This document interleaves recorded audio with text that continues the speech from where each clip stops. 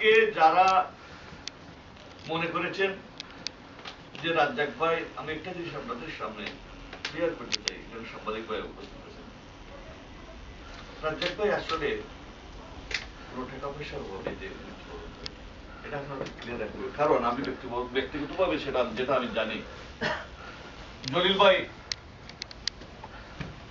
ভাইয়ের সাথে আমার ব্যক্তিগত খুবই সম্পর্ক।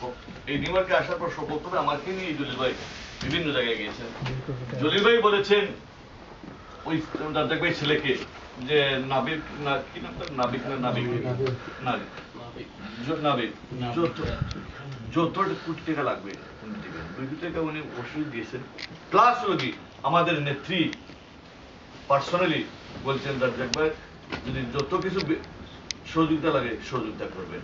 সুতরাং আমাদের যদি আমরা মনে করতাম যে আমাদের প্রয়োজন আছে আমাদের হেল্প করা, তাহলে অবশ্যই আমরা যে মন মানসিকতা আমরা অবশ্যই করতাম।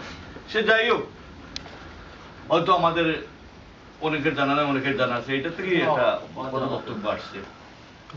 আমি রাজ্জাক ভাই যখন বাংলাদেশে আমি 87-এ তখন আমেরিকা থেকে চলে